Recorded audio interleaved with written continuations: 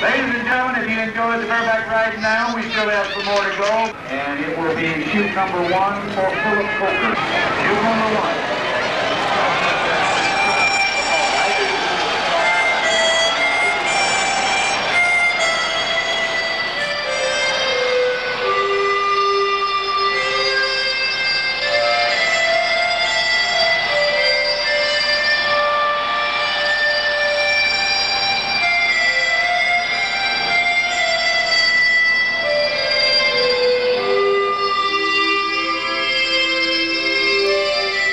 It is said that to have a mind is both a curse and a blessing, and that the one is the left hand of the other.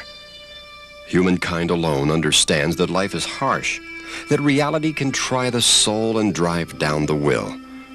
Some say it is part of the human miracle that we possess an intuition of a better way. Some say it does us no good. It is wiser to accept things as they are.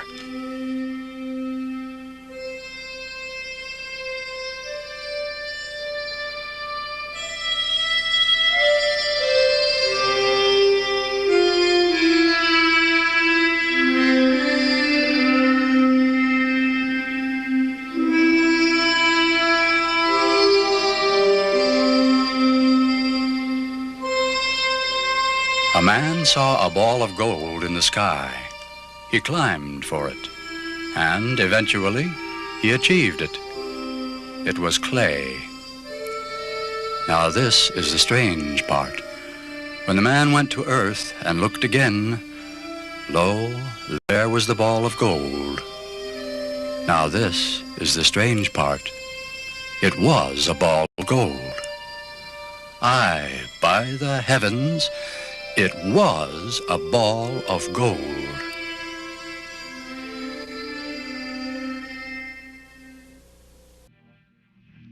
Scattered here and there on the imaginary maps of men's minds are certain islands and kingdoms conceived by visionary spirits, sequestered, beautifully ordered commonwealths. These islands bear the label Utopia, and, for many, the geography of the mind would be drab indeed without them. As Oscar Wilde remarked, a map of the world that does not include Utopia is not worth glancing at. It leaves out the one country at which humanity is always landing. The word utopia, a synonym for all perfect societies, was originally coined by Sir Thomas More as the name for his vision of the good place and for the book he wrote about it. With a subtle touch of irony, More created the word utopia from two Greek words meaning no place. The very name acknowledges the paradox More saw inherent in any concept of an ideal state. And paradox it is, this hankering and striving for perfection, knowing all the while that perfection is not possible. Utopian thinkers are frequently accused of fanaticism, perhaps because of their absolute certainty that they can mold the world into a model of perfection. If perfection is hard to come by, it may be said that the fanatic's energy and zeal make for strong positive commitments, direction, bold responses to incredible challenges. While More gave us the term, it was Plato who provided the archetype of utopian thought. The blueprint of an ideal Greek city-state Plato conceived in his book, The Republic. Just large enough to be self-sufficient, the state has a population divided into three classes: workers, military protectors, and guardians. The guardians are ruler philosophers, copies undoubtedly of Plato himself. In such a meritocracy, or should one say philocracy, there can be no question of mobility. Those with distinguished minds must make the critical decisions. Decisions not to be questioned by those whose job is not to think.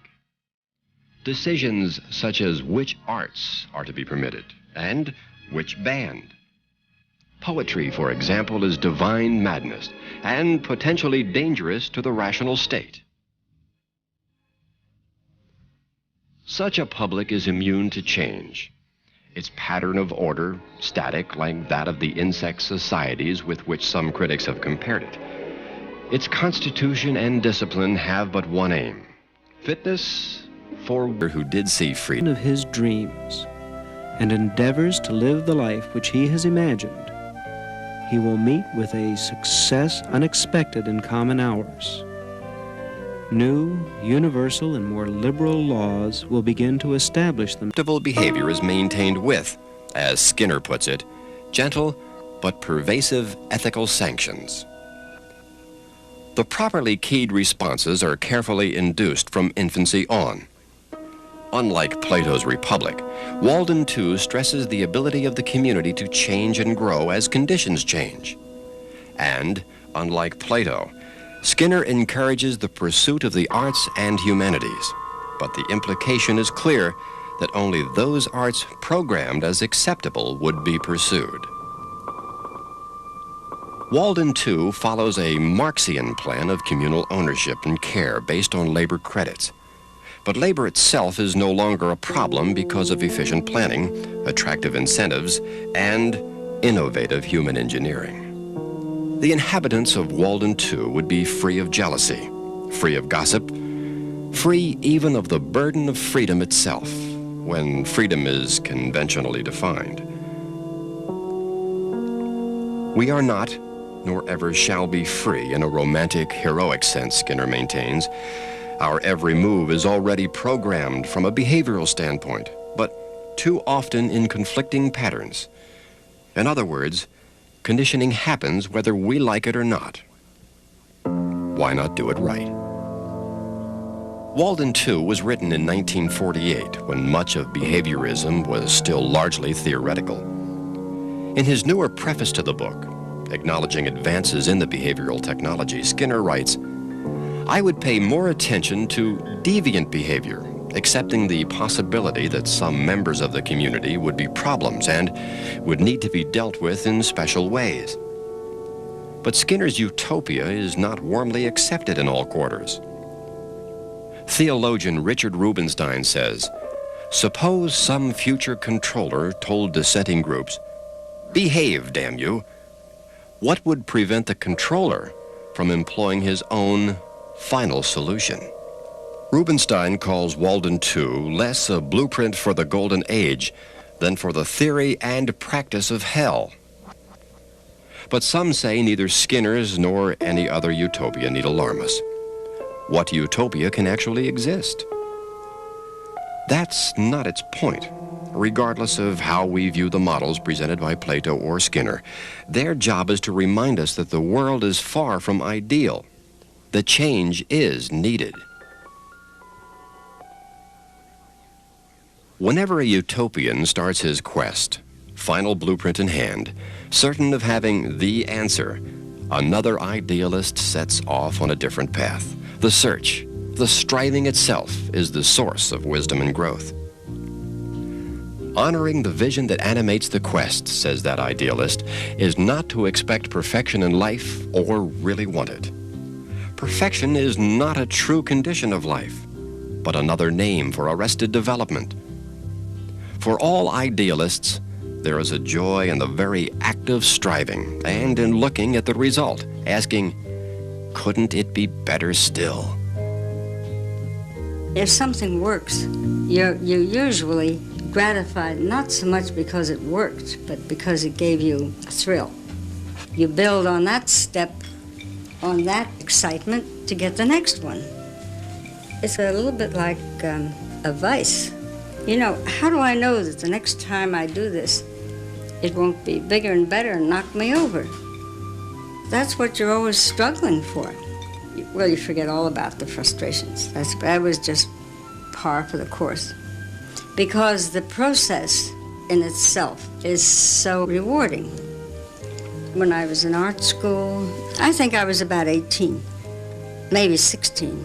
The moment you embarked, even in school, you were conditioned to believe that you were dedicated. In capital letters, you were dedicated to become a great artist. Well, you throw that off as you go through life and keep working. But once you have learned in your callow youth that the ideal is what you're shooting at, I'm not sure you get over that. I'm not sure you can unlearn it. You may not talk about it anymore in words or in statements. But basically, in back of all of your efforts and your thinking, it is there. I really haven't examined this myself for years and years, but I'm trying to figure out myself why you just don't stop. But now say you have painted a bird, and you know that the next bird you paint should be better and more beautiful. Now, if that's what is meant by the ideal, possibly that is what's wrong with you. That's what ails you. If you're painting, enameling, sculpting, potting, it doesn't make any difference. It's that same thing, you know, because when you stop to eat, cook, maybe dust a room, you're taking a little time off from your real day. Now there's frustration.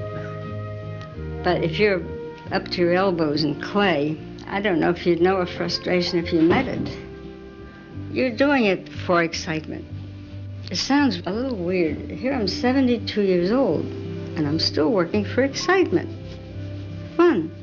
It seems more really important now than it did when I was 18.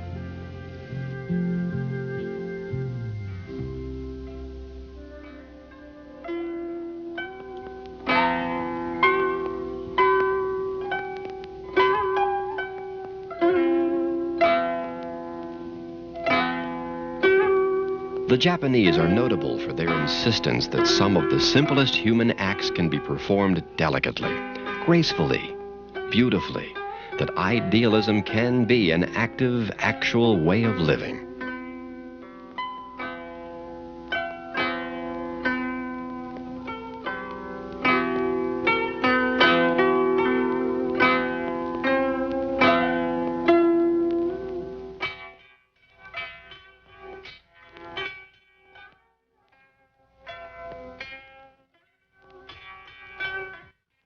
Everything in a Japanese garden exists to expand the senses. The garden is both a visual and a tactile experience.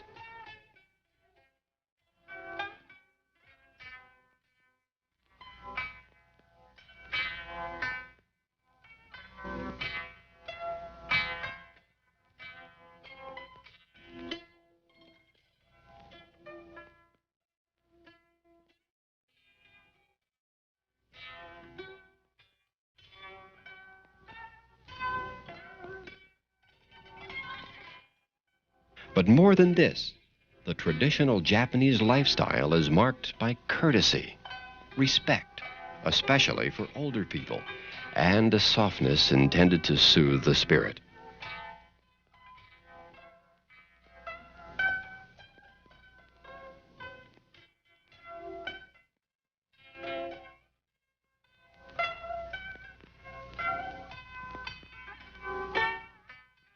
What unites all these principles under the label idealism is that they transcend the thinking, the desires necessary for simple survival, and perhaps they are what sets humankind apart from all living creatures.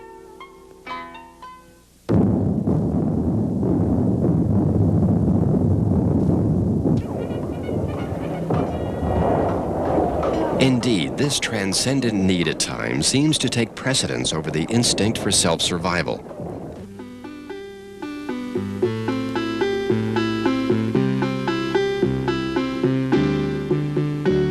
Soldiers rode to battle like his saber freshly honed, pointed like a shaft of silver toward the glory of his own.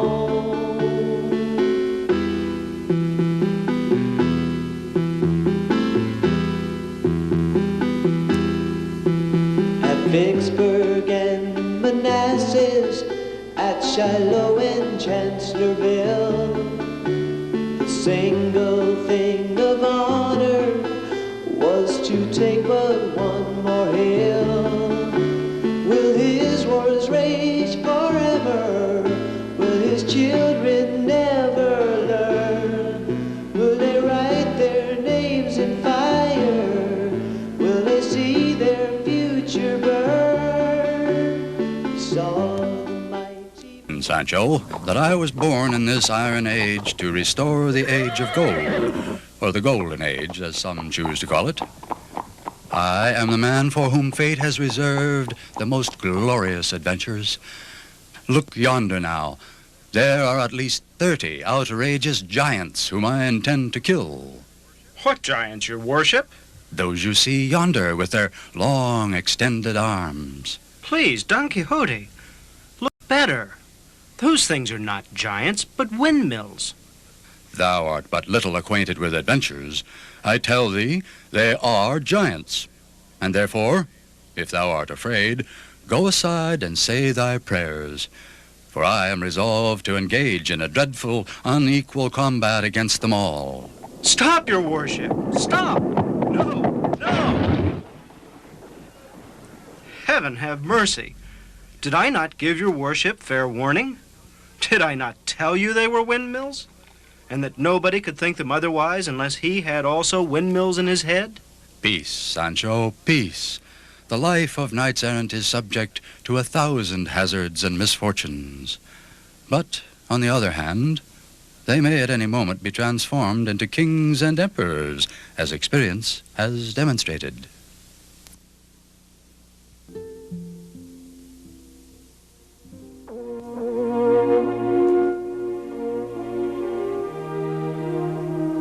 The idealists of the world, the men, women, saints, scientists, artists, and philosophers, who down through the ages have sought for the ball of gold in the sky, are they victims of self-deceit? Or are they civilization's midwives, assisting at the birth of new truths? Those who hold fast to a bright vision, despite the blows that time and life may deal, can lead us to new realms and new realities beyond our imaginings. They are the heart of humanity.